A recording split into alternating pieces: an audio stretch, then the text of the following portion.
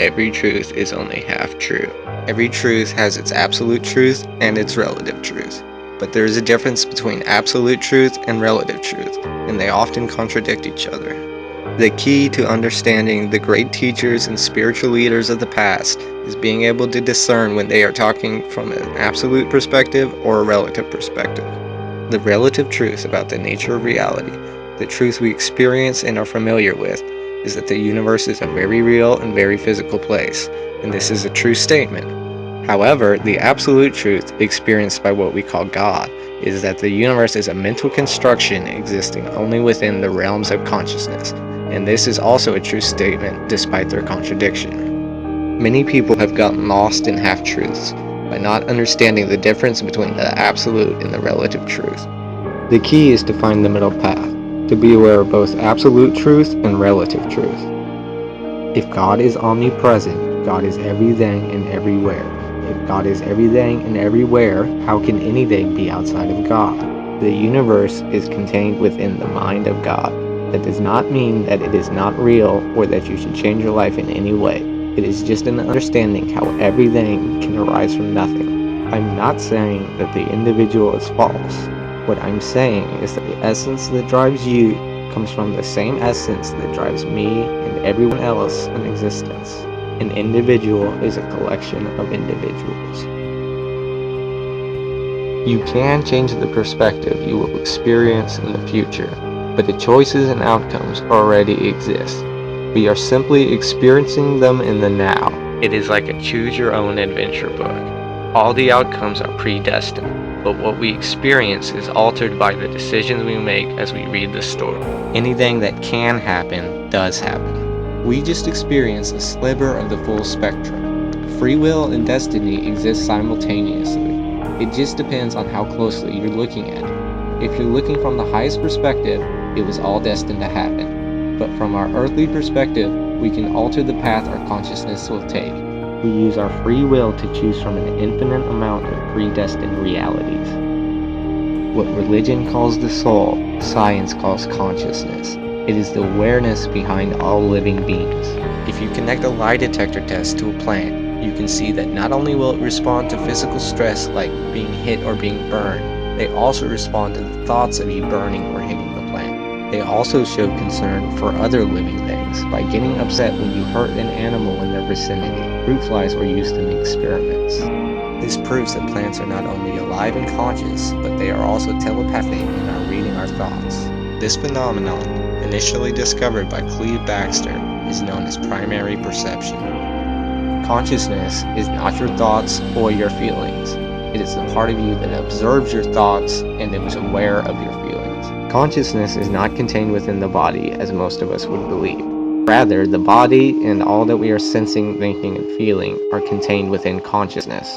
The physical world is a mental construction, contained within our consciousness, within our souls. Other consciousnesses may interact within the universe of our own mind, but in reality, they exist inside their own mental construction of existence. You create their body within your own consciousness, but you allow them access to control it remotely from their own mental construction in which they have created your body and allowed you to have remote access. Within your own consciousness, you are all that you create.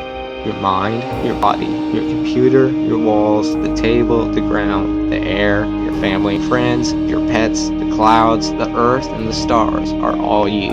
You have created them, and they are a part of you.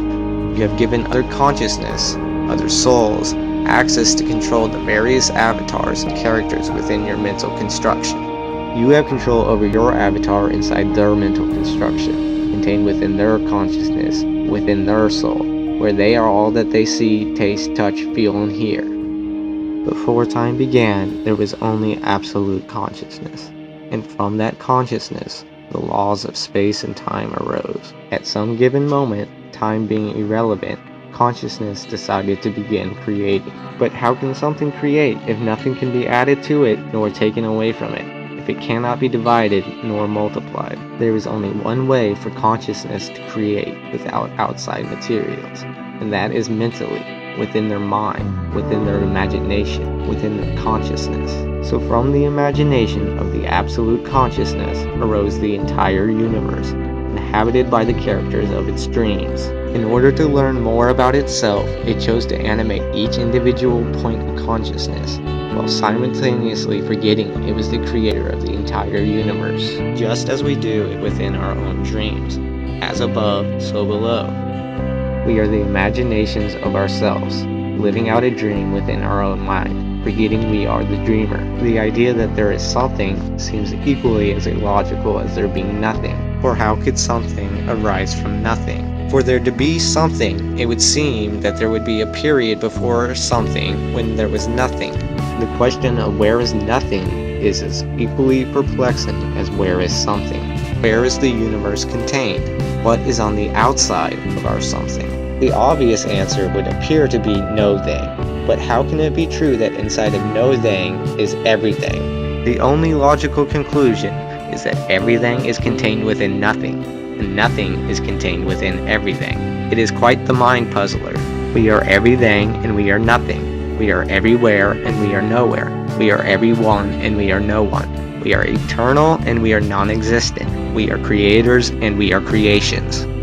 Your consciousness is the same consciousness that created the universe. We are all one. We just chose to forget our true nature so we could learn more about ourselves from a fresh perspective. Just as Romeo and Juliet are really just the mind of Shakespeare, we are all the mind of God.